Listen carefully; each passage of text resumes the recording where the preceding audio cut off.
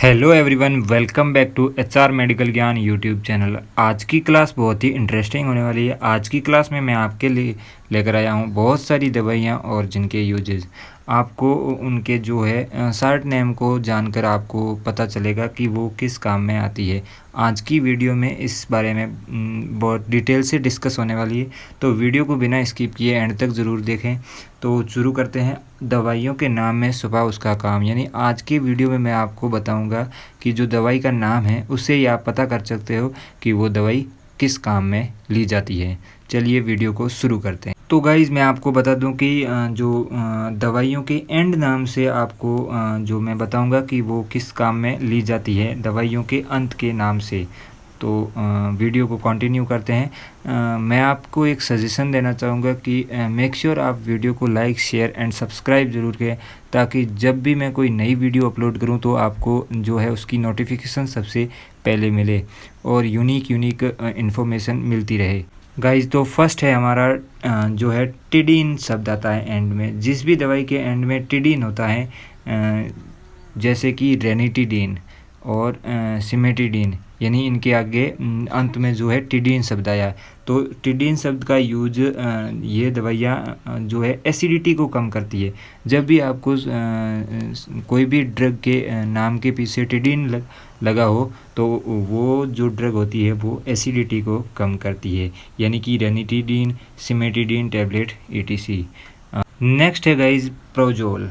अगर किसी मेडिसिन के अंत में अगर आपको प्रोजोल दिखाई देता है तो ये दवाइयाँ भी जो है एसिडिटी को कम करती हैं, जिसमें जो है ओमेप्रोजोल कैप्सूल और पेंटाप्रोजोल कैप्सूल, यानी गाइज आपको दिख रहा है इसमें जो है एंड में प्रोजोल है। ओमेप्रोजोल के भी एंड में प्रोजोल और पेंटॉप के प्रोजोल के अंदर भी जो है अंत में प्रोजोल है, यानी कि इन दवाइयों के अंत में प्रोजोल है। प्रोजोल शब्द जिस भी दवाई के अंत में यूज होगा वो दवाई एसिडिटी को कम करती है। तो समझ आ रही है आपको बात। जो भी जिस भी दवाई के अंदर जो है अंत में साल्ट के अंत में प्रोजोल है वो दवाई एसिडिटी को कम करती है। नेक्स्ट है गाइज अपनी जो है दवाई के अंत में माइन शब्द आता है।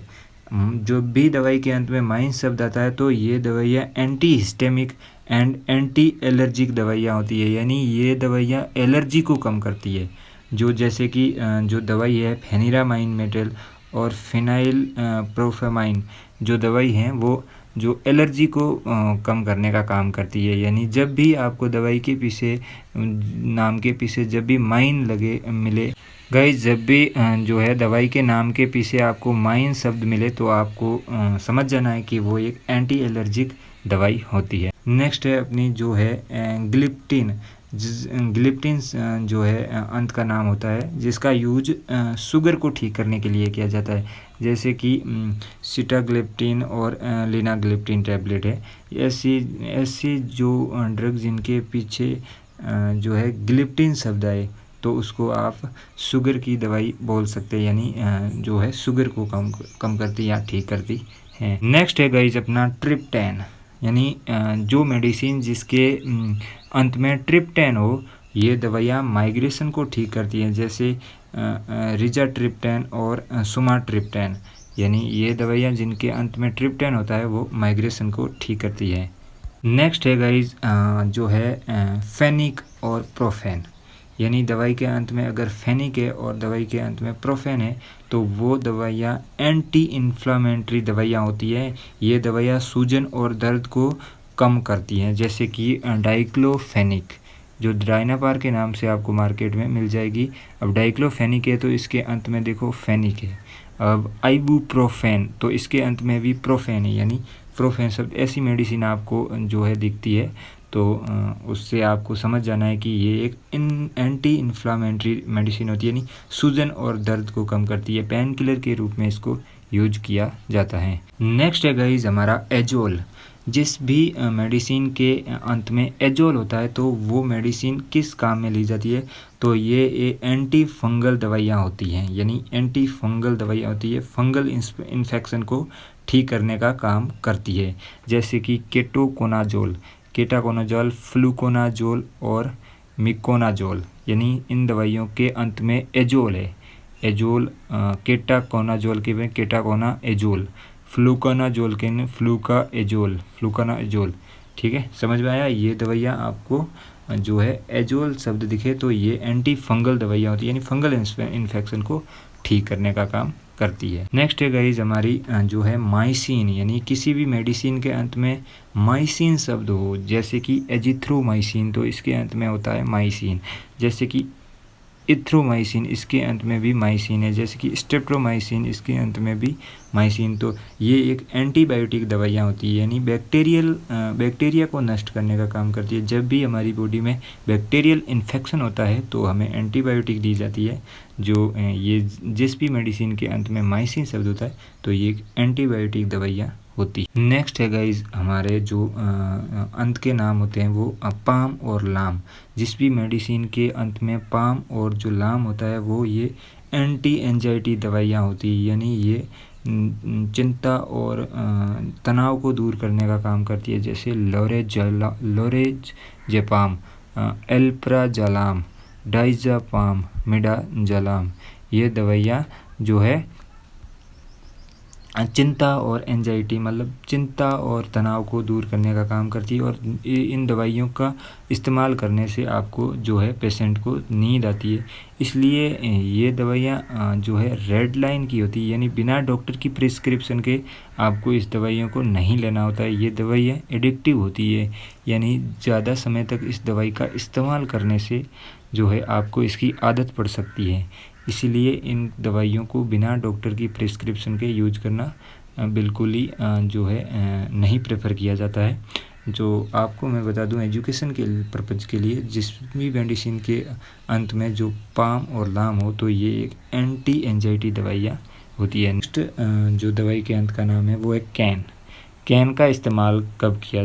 कैन जिस भी दवाई में होता है उसका इस्तेमाल ये जो है एनास्थेटिक दवाइयाँ होती है। एनास्थेटिक दवाइयाँ होती है, ये जो है सुन्न करने का काम करती है, यानी चमड़ी को चूर्ण करने का काम करती है, जिससे लिग्नो का कैन और लिग्नोकेल ये जो दवाइयाँ होती है वो जो है सुन्न करने का काम करती हैं। जिसकी दवाई के अंत में कैन होता है वो दवाइयाँ एनास्थेटिक होती हैं। दोस्तों नेक्स्ट है हमारा वीर, यानी जिस भी दवाई के अंत में वीर होता है ये एंटीवायरस दवाइयाँ होती है, यानी ये वायरस को नष्ट करने का काम करती है। जैसे जो है रिबाविरिन, यानी इसके अंत में भी वीर है। जैसे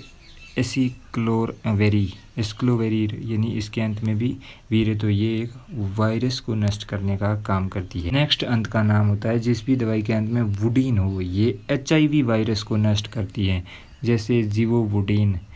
और फिर है जो है लामोवुडीन, यानी ये HIV वायरस को नष्ट करती है। नेक्स्ट दवाई है गाइज अपनी एलोल और डिपीन और प्रोपेल, यानी जिस भी दवाई के अंत में एलोल, डिपीन, प्रोपेल होता है वो दवाइयाँ ब्लड प्रेशर को कम करती है, यानी BP को लो करने का काम करती है। जैसे जो है एम्लोडिपीन, लेबोएटेलॉल और लिसिप्रिल, ये जो दवाइयाँ होती है, लिसिनोप्रिल, ये जो दवाइयाँ होती है जिसके अंत में प्रिल या डिपिन या एलोल ये शब्द हो तो आपको समझ जाना है कि ये जो है ब्लड प्रेशर कम करने की काम में ली जाने वाली दवाइयाँ होती हैं। नेक्स्ट जो मेडिसिन है यानी मेट्रोनिडाजोल और निडाजोल, जिसमें भी सब मेडिसिन के अंत में निडाजोल होती है, ये दवाइयाँ एंटीपायरेटिक दवाइयाँ होती है, यानी ये पायरेटिक इन्फेक्शन को ठीक करने का काम करती है। जैसे कि जो दवाई है मेट्रोनिडाजोल तो इसके अंत में निडाजोल है, और निडाजोल तो इसके अंत में भी और निडाजोल है।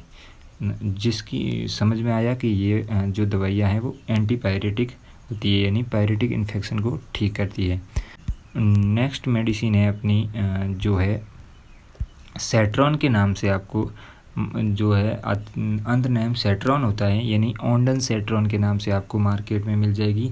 इसका यूज होता है, ये दवाइयाँ उल्टी और जी घबराने को जो है कम करती है, यानी इसका जब भी पेशेंट को उल्टी या जी घबराना होता है तो जो है ओंडन सेट्रॉन टैबलेट को दिया जाता है।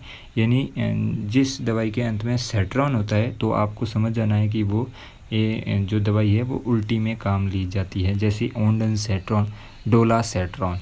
नेक्स्ट गाइज है हमारी सॉन, अब जो सोन यानी जिस भी मेडिसिन के अंत नाम के अंत में सोन होता है, जैसे बीटामेथासोन, डेक्सामेथासोन, यानी ये दवाइयाँ स्टेरॉयडल होती है।